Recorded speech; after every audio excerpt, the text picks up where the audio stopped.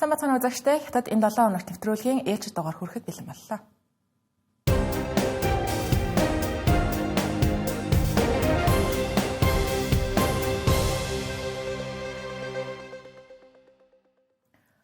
Хятад улсын зүгээс Америк нэгдсэн улсад хандан Гренландыг өөрийн болох тухай байр суурь илэрхийлэхдээ хятад улсын нэрийг барихгүй байхыг хүслээ.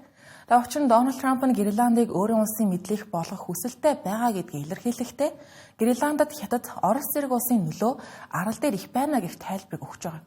Үүнийг хятадын талаас эсэргүүцэж худал мэдээлэл гэж үзэж байгаа нь энэ юм байна.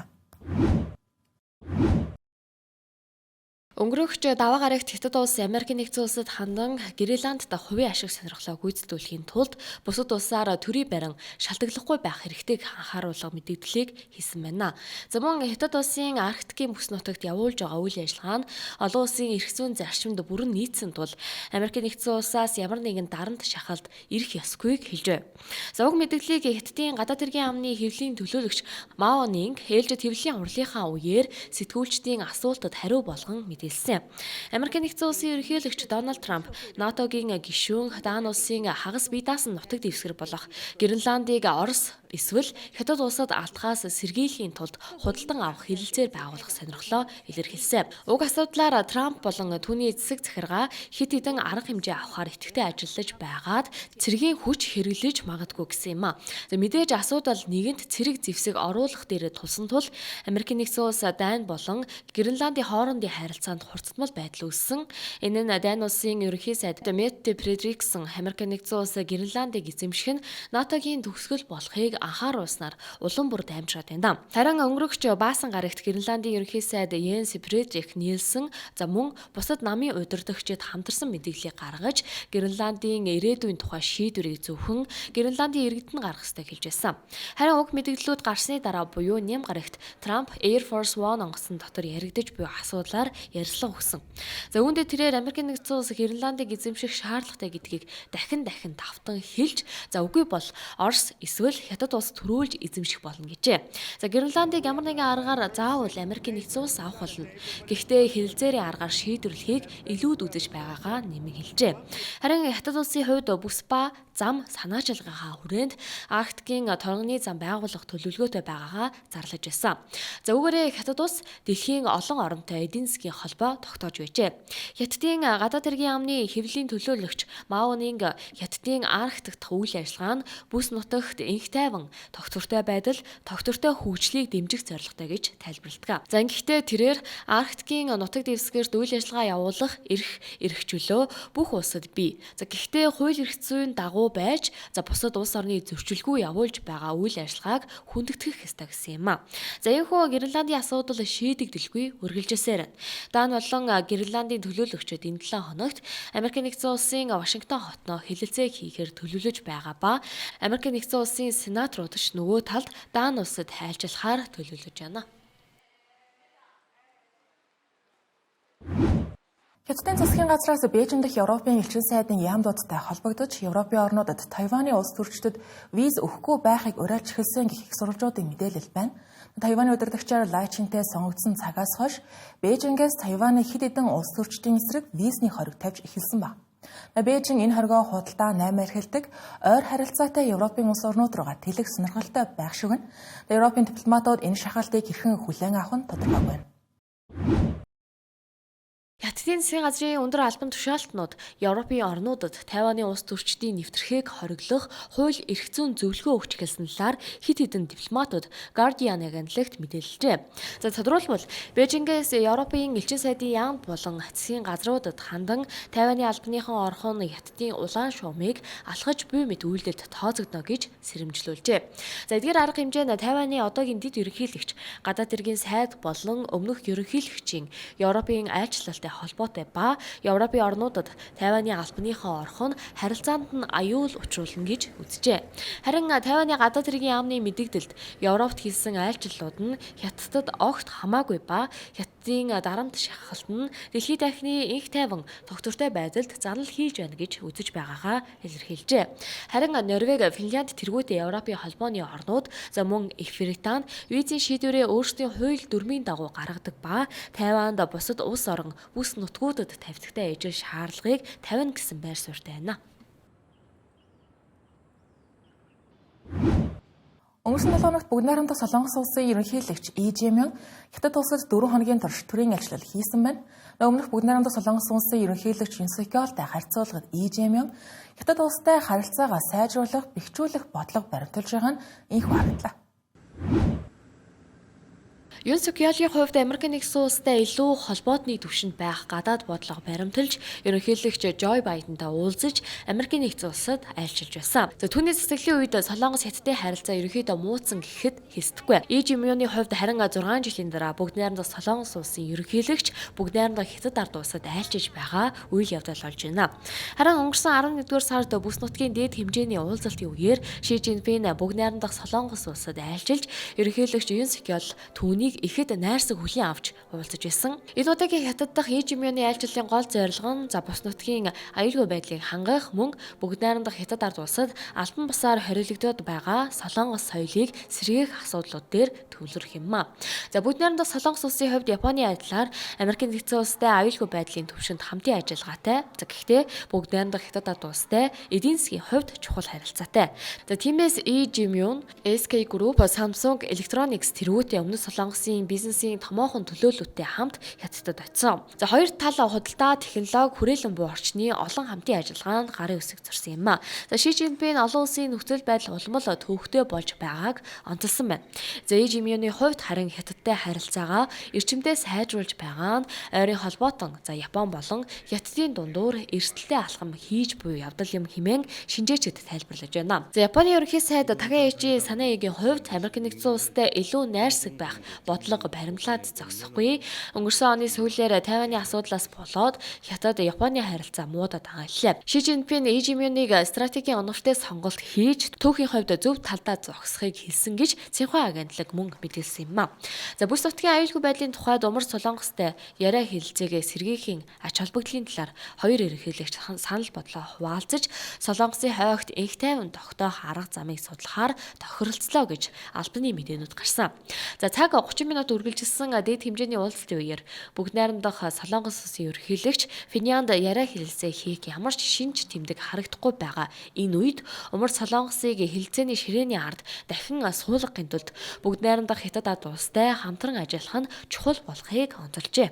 Түүнчлэн Солонгосын хойг тогтвортой байх нь хоёр улсын ашиг сонирхол нийцнэ гэдэгт Lee Jae-myung, Xi Jinping санал нэгдсэн ба бүгд найрамдах Хятад ард улс бүгд найрамдах Солонгос улсыг энэ зорилготой хүрэхэд үр дүнтэй үүрэг гүйцэтгэхэд бэлэн гэх баталгаа гаргасан гэсэн юм а.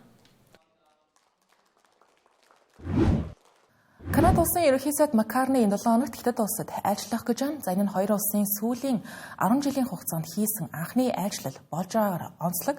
Энэхүү айлчлалын хүрээнд хоёр улс эдийн засаг, дипломат харилцаагаа бэхжүүлэх, сэргээх, мөн Америкийн хамаарлыг бууруулах зорилготой байлаа. Ерөнхий сайд Карни эх 10 жилийн Канада улсын эдийн засгийн төлөвлөгөөнд Америк нэгдсэн улсын оролцоогүй экспортыг 2 дахин өсгөхөөр зорин ажиллаж байгаагаа мэдээлсэн. Харин уг ажлын хүрээнд Хятад улсын ерөнхийлөгч Xi Jinpingтэй уулзахаар болсон байна. Эргэн сануулах юм бол хоёр улсын харилцаа хэсэг муудаад байсан. Энэ нь 2018 онд Канадын засгийн газар Америк нэгдсэн улсын хүсэлтээр Huawei компани гүйцэтгэх захирал Мин Ванжаог саатуулсан үеэс эхэлтэй юм а. Мэнэг Америк нэгдсэн улс Ираны эсрэг хориг арга хэмжээ зөрчсөнтэй холбоотой залилангийн хэрэгээр эрен сурвалжилж байсан. Харин Канада улс Мэнэг саатуулсан явдлыг Хятад улс Америк нэгдсэн улсын нөлөөнд автсан улс төрийн алхам гэж үзэн хариу арга хэмжээг авсан. Үүнд Канадын иргэн дипломат жасан Ковриг бизнесмен Спауэр нарыг улс төрийн тагнуулчид гэж буруутган баривчлан 3 жил хорьсон. Олон улсын ажиглагчид тэднийг баривчилсныг дипломат барьцаа гэж үзэж байсан. Үүнээс гадна хоёр улсын худалдааны хорцтмол байдал ихэд дамжирсан. Хоорондоо тарифын дайн зарлаж Канада Хятадд захилгаан машин, ган, хөнгөн цагаан зэрэг бараанд өндөр тариф тавьсны хариуд Хятад улс Канадын наран цэцгийн үр далайн хоол, гахай мах зэрэг бараанд өндөр татвар ногдуулж байсан төвхтэй юм а. Харин ерөнхий сайд Карнигийн энэхүү айлчлал нь Канадын олон улсын хамтын ажиллагааг өргөжүүлэх томоохон санаачлагын нэг хэсгээр дурддагдаад байна. Мөн цаг хугацааны хувьд давхцсан буюу Канадын хууль тогтоогчид Тайванд айлчлал хийж байснаа яаравчлан дуусгаж Канада Хятадын хамтын харилцааг төвөгтэй болгохоос сэргийлжээ. За ингээд дүгнээ хэлэхэд Канада Хятадтай хамтын харилцаагаа сайжруулахыг хүсэж байгааг ийхүү харж болохоор байна. За мөн Карни 2024 онд үүссэн дипломат хорцтмол байдлын дараа энэ нэтгэг улстай хамтын харилцаагаа сэргээх зорилготой ажиллаж байгаа юм. За тэрээр энэ оны сүүлээр энэ нэтгэг улсад айлчлах төлөвтэй байгаа юм а. Хятад улсын хиймэл оюухан робот болон цахилгаан машины салбарууд эдийн засгийн өсөлтөнд нь 2023-аас 2025 онд ердөө 0.8% нэмэр оруулсан гэх судалгаа нийтлэгдсэн байна. Энэхүү судалгаанд Хятад улсын албан ёсны статистик болон салбар тус бүрийн мэдээллийг ашигласан гэж байгаа. Шинэ технологийн салбар эдийн засгийг хэд их дэмжиж чадахгүй байгаа нь Хятад улсыг гадаад худалдааны шоконд илүү мэдрэг болгож байна гэж шинжээчид дүгнжээ.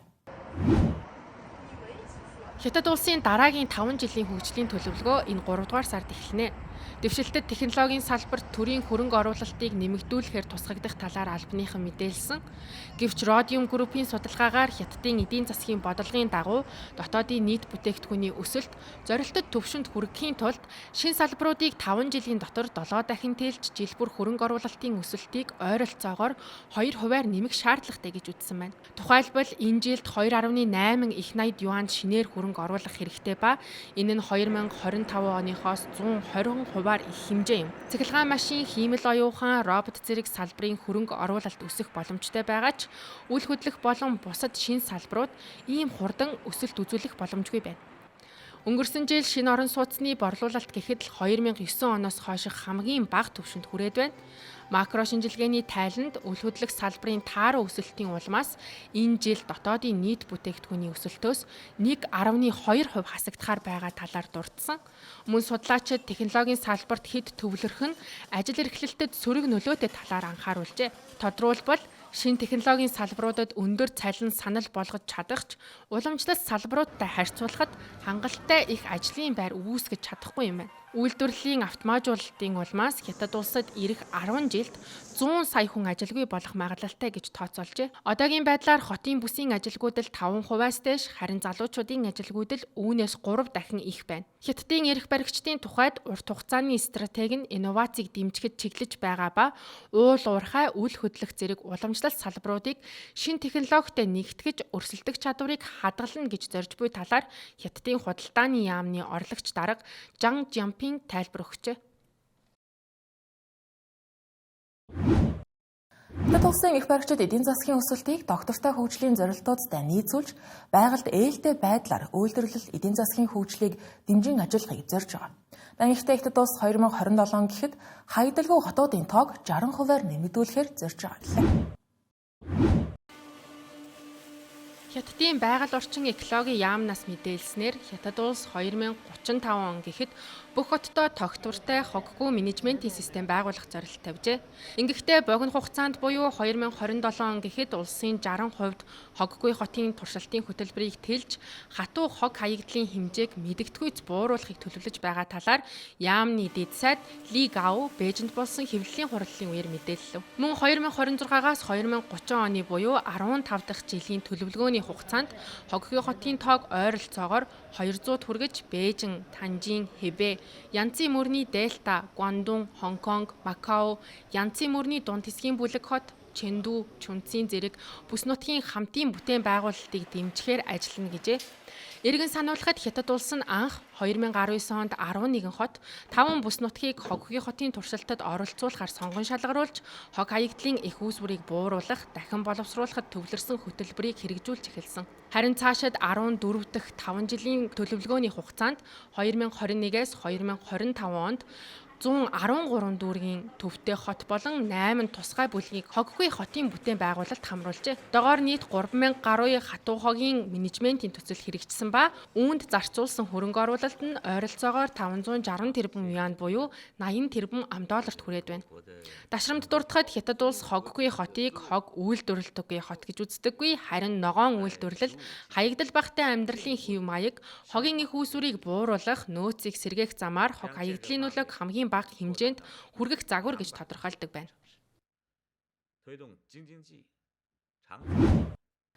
Хил дамсан томоохон залилангийн сүлжээг удирдсан гэж буруутгагдж байгаа Хятадын бизнесмен Чэнжи Камбож улсад баривчлагдаж улмаар Хятад улс руу шилжүүлэн өгсөн талаар албаныхан мэдээлж байна. Камбожийн дотоод хэргийн яамны зүгээс хийсэн мэдээлэлд Хятадын эрх баригчтай хамтран олон сарын турш мөрдөн шалгах ажиллагааг явуулсны эцэст ийхүү мөрдөн шалгах ажиллагааг дуусгар болж түүнийг Хятад улсад хүлээлт өгсөн юм байна.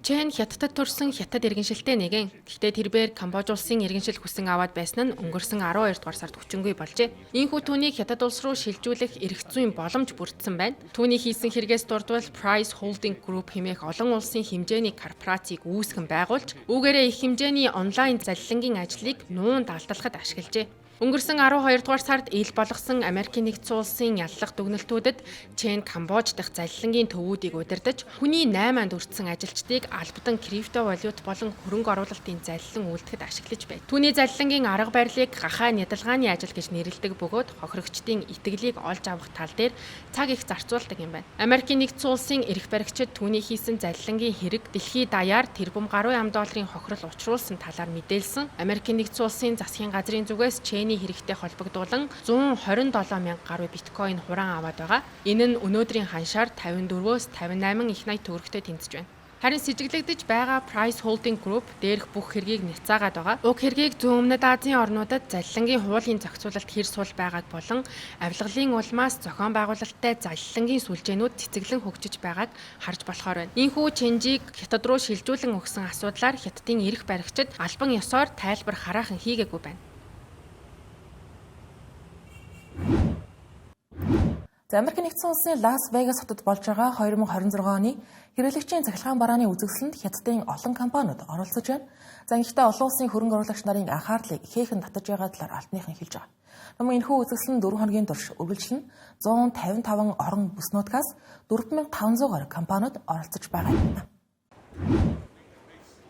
2026 оны CES буюу хэрэглэгчийн цахилгаан барааны үзэсгэлэнд Америкийн нэгдсэн улс болон Хятадын бизнесийн удирдагчид хоёр улсын технологийн компаниудын хамтын ажиллагааг сайшааж, компаниудын хөгжлийг дэмжих, зах зээлийг тэлэх боломж нэмэгдэж байгаад санал нэгдлээ. Энэ дундаа Калифорни төвтэй Panhard Jet компани, Шанхай Lizhou электроник машинерийн компанитай хамтран ажиллах гэрээнд гарын үсэг зурсан анхаарал татаж байна. Panhard нь нэг цэнэглэлтээр 6 цаг нисдэг жижиг оврын цахилгаан ачааны нисдэг тэрэг үйлдвэрлэдэг ба эд ангиудынхаа ихэнхийг Хятадаас авдаг байна. Америк Хятадын хамтын ажиллагааны бас нэг жишээ нь Seaway цахилгаан скутерийн компани.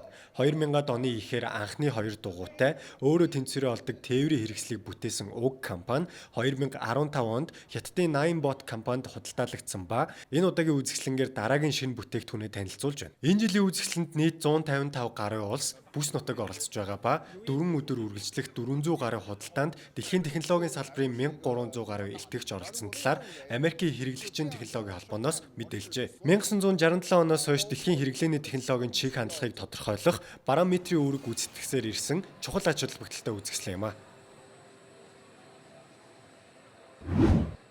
China Media Group Хятадын үйлдвэрлэл мэдээллийн технологийн яамтай хамтран 2026 оны хиймэл оюун ухааны топ 10 чиг хандлагыг танилцууллаа. Үүнд хиймэл оюун ухааны давуу талыг тэгш хүртээмжтэй хуваарлах нь дэлхийн хөгжлийн гол асуудал болж байгаа талаар замун өндөр шаардлагатай үйлдвэрлэлийн гол элементүүдийн нийлүүлэлтийг нэмэгдүүлэх, ухаалаг тооцоолох хүчнийг дэлхийд дахиндах эрэлтэд нийцүүлэн өргөжүүлэх зэрэг хандлагууд тэргүүлж байгаа талаар дурджээ. Судалгаанд Хятадын эрдэм шинжилгээний байгууллагууд оролцсон ба шинжлэх ухаан үйлдвэрлэл хэрэглээний бүх салбарт хиймэл оюуны үүрэг нэмэгдэх хандлагатай байна хэмээн дүгнжээ. Юун түрүүн дэлхийн нийт хиймэл оюуны ашиг тусыг хариуцлагатай хуваарлах асуудалд онцгой анхаарж байгаа гэлээ. Мөн томоохон үйлдвэрлэлийн нийлүүлэлтийг бэхжүүлж, эрэлт ихтэй тооцооллын хүчин чадлыг өргөжүүлэхээр төлөвлөж байгаа аж. Хятадын хиймэл оюуны хэрэглээ туршилтын шатнаас гарч өдөр тутмын амьдрал, эрүүл мэнд, санхүү боловсрол зэрэг салбарт өргөн нэвтэрч, хэрэглэгчид болон үйлдвэрлэлийн системд гүнзгий нөлөө үзүүлнэ гэлээ.